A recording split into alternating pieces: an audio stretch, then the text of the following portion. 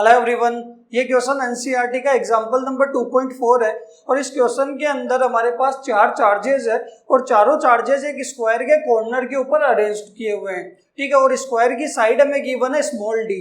तो ये इसके अंदर फर्स्ट पार्ट में पूछ रहा है कि इस अरेंजमेंट को बनाने के लिए या चारों चार्जर को इस अरेंजमेंट में एक साथ रखने के लिए कितना अमाउंट ऑफ वर्क डन करना पड़ेगा। ठीक है, तो देखो इसके अंदर सबसे पहले तो हम बात करते हैं कि ये हमारे पास एक डायग्राम है जिसके अंदर चार चार्ज है, एक plus Q, minus Q, plus Q और माइनस क्यू। ABCD एक स्क्वायर के ऊपर रखा हुआ है और स्क्वायर की साइड कितनी है, वो है डी। क्लियर है?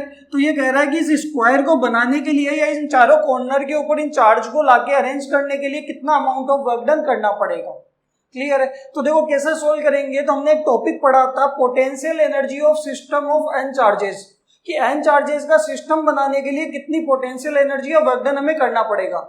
ठीक है, तो देखो हम मान लेते हैं कि चारों चार्ज स्टार्टिंग के अंदर इन्फिनिटी पे रखे हुए हैं और इन्फिनिटी से हम 1 बाय 1 करके इनको क्या लेके आएंगे, ये अरेंजमेंट बनाने के लिए पहले प्लस क्यू को ए पे लेके आएंगे तो इसका वर्क डन निकालेंगे, फिर बी पे माइनस क्यू को लेके आएंगे, इसका वर्क डन W2, फिर सी पे प्लस क्यू को W3 और डी को W4 और चारों वर्क डन को हम ऐड कर देंगे तो टोटल वर्क डन आ जाएगा ये अरेंजमेंट बनाने का। क्लियर है यहाँ तक? तो देखो सबसे पहले तो इसका डायग्राम बनाते हैं। तो मान लो कि हमारे पास चारों चार्ज इन्फिनिटी पे रखे हुए हैं, कौन सा, plus Q, minus Q, plus Q और माइनस क्यू। क्लियर है? तो सबसे पहले ए पॉइंट के ऊपर की, मान लो ये पॉइंट ए है, तो इस ए पॉइंट के ऊपर प्लस क्यू चार्ज लेके आएंगे तो वर्क डन कितना करना पड़ेगा। तो देखो वर्क डन होता क्या है, वर्क डन होता है वो होता है पोटेंशियल इनटू चार्ज, कि ये चार्ज कौन सा जिसको हम लेके आ रहे हैं और पोटेंशियल किसका, जो चार्ज पहले से वहां पे रखा हुआ है। क्लियर है? तो यहां से अगर आप देखोगे तो जब हम प्लस क्यू को लेके आ रहे हैं तो यहाँ पे पहले से कोई चार्ज नहीं है जो इसके ऊपर पोटेंशियल लगा रहा हो। ठीक है, तो वर्क डन कितना होगा, W1 बोलते हैं इसको, और W1 की वैल्यू कितनी आएगी, पोटेंशियल तो कितना लग रहा है, 0, क्योंकि पहले से कोई चार्ज नहीं है जो इसके ऊपर पोटेंशियल लगा रहा हो, इंटू चार्ज कौन सा, प्लस क्यू। तो वर्क डन कितना होगा, 0, की जब प्लस क्यू को ए पॉइंट के ऊपर लेके आए तो वर्क डन कितना करना पड़ा, 0 वर्क डन करना पड़ा। क्लियर है यहाँ तक? अब देखो बी पॉइंट के ऊपर हमें किसको लेके आना है, माइनस क्यू चार्ज को, और इस ए से इस बी की डिस्टेंस कितनी होने वाली है, स्मॉल डी, की स्क्वायर की साइड कितनी है, स्मॉल डी। तो जब देखो इस माइनस क्यू को बी पॉइंट पे लेके आ रहे होंगे तो पोटेंशियल कौन लगा रहा होगा, ए पॉइंट वाला प्लस क्यू। ठीक है, तो वर्क डन कितना करना पड़ेगा, तो W2 की वैल्यू कैसे निकालोगे, potential due two plus Q, और चार्ज कौन सा होता है जिसको हम लेके आ रहे हैं, तो ये minus Q, potential into charge work done. तो जब माइनस क्यू को लेके आ रहे हैं बी पॉइंट पे तो पोटेंशियल कौन लगा रहा होगा, प्लस क्यू, इनटू चार्ज कौन सा, माइनस क्यू। तो W2 की वैल्यू कितनी आ जाएगी, तो देखो के क्यू बाई डी, पोटेंशियल क्या होता है, के क्यू बाई आर, इस प्लस क्यू का डी डिस्टेंस दूर, इस पॉइंट पे पोटेंशियल क्या होगा, के क्यू बाई डी, और इनटू चार्ज कौन सा, माइनस का क्यू। तो ये आ जाएगा माइनस का के क्यू स्क्वायर बाई डी, ये वर्क डन W2। इसको मान लेते हैं इक्वेशन 1, इसको मान लेते हैं इक्वेशन 2। क्लियर है? अब देखो सी पॉइंट के ऊपर किसको लेके आएंगे, प्लस क्यू को। तो जैसे ही यहाँ पे सी पॉइंट के ऊपर प्लस क्यू को लेके आएंगे तो होने वाला क्या है, पोटेंशियल एक तो ये प्लस क्यू भी लगाएगा और ये माइनस क्यू भी लगाएगा, तो वर्क डन कितना होगा, टोटल पोटेंशियल इनटू चार्ज। तो देखो इस माइनस क्यू से तो इसकी डिस्टेंस कितनी होने वाली है, डी, और इस प्लस क्यू से डिस्टेंस ए से कितनी हो जाएगी, तो ये डी है और ये डी है, तो पाइथागोरस से ये कितनी आ जाएगी, √2d। क्लियर है? तो इस सी वाले पॉइंट पे या इस प्लस क्यू को लाने में कितना वर्क डन करना पड़ेगा, तो W3 की वैल्यू क्या आएगी, तो देखो पोटेंशियल कितना, potential due two plus Q and minus Q दोनों लगा रहे होंगे, तो potential due two plus Q, ये तो ए वाला है, और एंड माइनस क्यू, और मल्टीप्लाई में चार्ज कौन सा होगा, प्लस क्यू, की total potential into charge. Clear है? तो सी पॉइंट पे प्लस क्यू को लेके आएंगे तो एक तो पोटेंशियल लगा रहा होगा ये प्लस क्यू, के क्यू बाई आर कितनी है, √2d। क्लियर है? और ये लगा रहा होगा के minus Q upon D. Clear है? Total potential into charge. तो यहाँ से W3 की वैल्यू कितनी हो जाएगी, तो देखो प्लस क्यू की वजह से तो होगा के क्यू, ये वाला, ठीक है, और डिस्टेंस कितनी है, √2d। ठीक है, और यहाँ पे प्लस का साइन और कितना आएगा, के, ये पोटेंशियल कितना होगा, माइनस क्यू का, तो पोटेंशियल स्केलर है तो विद साइन आएगा के माइनस क्यू, और डिस्टेंस कितनी है, डी, और मल्टीप्लाई बाय चार्ज कौन सा आएगा, क्यू।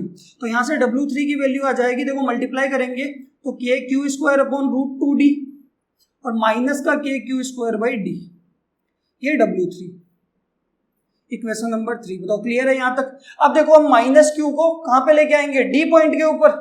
ठीक है, तो जब माइनस क्यू को इस डी पॉइंट के ऊपर लेके आएंगे तो एक तो ये प्लस वाला भी क्या कर रहा होगा, पोटेंशियल लगा रहा होगा, ये माइनस वाला चार्ज भी क्या कर रहा होगा, इसके ऊपर पोटेंशियल लगा रहा होगा, और एक ये प्लस सी वाला भी क्या कर रहा होगा, प्लस क्यू पोटेंशियल लगा रहा होगा। तो इस पे वर्क डन कितना होगा, टोटल पोटेंशियल इनटू चार्ज, और वो कितना है, माइनस क्यू। बताओ क्लियर है। तो W4 जब निकालेंगे तो हमारे पास क्या आएगा, तो देखो W4 की वैल्यू क्या आनी है, पोटेंशियल ड्यू टू एक तो प्लस क्यू ए वाला, माइनस क्यू ये बी वाला, और ये प्लस क्यू सी वाला, मल्टीप्लाई बाई चार्ज कौन सा, माइनस क्यू, कि टोटल पोटेंशियल इनटू चार्ज, और चार्ज वो होता है जिसको हम लेके आ रहे हैं। तो यहां से अगर आप इस प्लस क्यू से पोटेंशियल देखोगे तो इसकी डिस्टेंस कितनी है, डी, कि इस ए पॉइंट से डी की डिस्टेंस सी से भी कितनी होगी, डी, और बी से इसकी डिस्टेंस कितनी होगी, √2d। क्लियर है। तो पोटेंशियल क्या होगा, के क्यू बाई डी, भाई प्लस क्यू से या फिर ए पॉइंट से डिस्टेंस कितनी है, डी की, स्मॉल डी, तो यहाँ पे के ये चार्ज अपॉन में डिस्टेंस डी, तो यहाँ से प्लस क्यू की वजह से तो ए वाले पॉइंट की वजह से तो आएगा के क्यू बाई डी। अगर आप बी की वजह से देखोगे तो के माइनस क्यू और डिस्टेंस कितनी है, √2d, तो ये आपके पास आ जाएगा के माइनस क्यू अपॉन √2d। ठीक है। और अगर सी वाले पॉइंट में देखोगे तो के प्लस क्यू अपॉन डिस्टेंस कितनी है, डी, तो यहाँ पे के क्यू बाई डी, और मल्टीप्लाई बाई चार्ज कौन सा आएगा, माइनस क्यू। बताओ क्लियर है। तो यहां से W4 की वैल्यू हमारे पास कितनी आ जाएगी, के माइनस से मल्टीप्लाई करेंगे तो माइनस का क्यू स्क्वायर बाई डी, ये भी हो जाएगा आपके पास माइनस माइनस प्लस का के क्यू स्क्वायर बाई √2d, और ये हो जाएगा माइनस का के Q square by D. Clear है। इन दोनों को ऐड करके आप इस तरीके से W4 लिख सकते हो कि के क्यू स्क्वायर बाई √2d तो पहले लिख लिया प्लस का, और माइनस का 2 के क्यू स्क्वायर अपॉन आपके पास डी, ये W4 की वैल्यू, इक्वेशन नंबर 4। तो यहां से अगर आप देखोगे कि जब ए पॉइंट पे चार्ज को लेके आएंगे तो वर्क डन 0, क्योंकि पहले से कोई पोटेंशियल नहीं लग रहा। बी पे लेके आएंगे तो W2, सी वाले चार्ज को लेके आएंगे प्लस क्यू को सी पे तो क्या होगा, W3, और डी पे लेके आएंगे तो W4। क्लियर है। तो अगर इस अरेंजमेंट को बनाने के लिए टोटल वर्क डन कितना लगेगा, तो चारों को हम क्या कर देंगे, ऐड कर देंगे। क्लियर है यहाँ तक। तो देखो टोटल वर्क डन क्या आने वाला है, तो यहाँ पे ये डायग्राम मैं मिटा रहा हूं। तो यहां से अगर आप देखोगे तो आपके पास आएगा टोटल वर्क डन W बराबर W1 plus W2 plus W3 plus W4, और चारों की वैल्यू कहां से, इक्वेशन 1 2 3 4 से हम वहां पे पुट करेंगे। तो टोटल वर्क डन कितना आ जाएगा, तो देखो W1 तो कितना है, 0, W2 कितना है, माइनस का के क्यू स्क्वायर बाई डी, यानी क्या लिखेंगे, ये प्लस माइनस माइनस हो जाएगा के Q square by D. W3 की वैल्यू कितनी है, के Q square by √2d plus का के क्यू स्क्वायर बाई √2d और माइनस का के क्यू स्क्वायर बाई डी, ये किसकी वैल्यू आ गई, W3 की। ठीक है। और W4 की वैल्यू कितनी है, प्लस का के क्यू स्क्वायर बाई √2d, और लास्ट में कितना है, माइनस का के क्यू स्क्वायर बाई 2 के Q square by D. Clear है। तो यहां से अगर आप देखोगे तो ये माइनस का के Q square by D, minus का के क्यू स्क्वायर बाई डी और माइनस का 2 के क्यू स्क्वायर बाई डी, तो क्या हो जाएगा, माइनस का 4 के क्यू स्क्वायर बाई डी।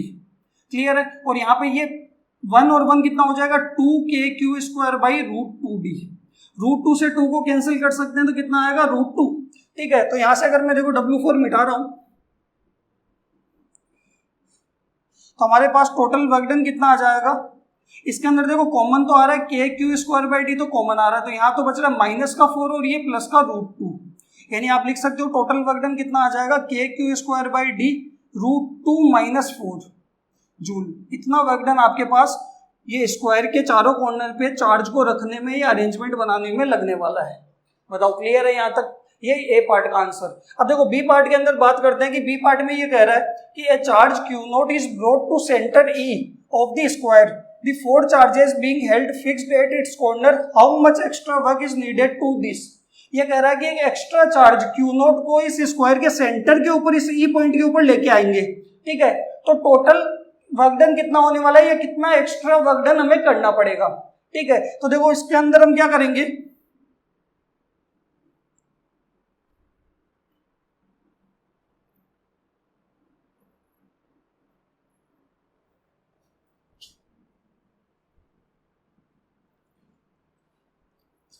ये क्या कह रहा है बी पार्ट के अंदर कि हमारे पास एक और चार्ज है और उसकी वैल्यू कितनी है, क्यू नॉट, और उस क्यू नॉट को इसके सेंटर के ऊपर हम लेके जाएंगे।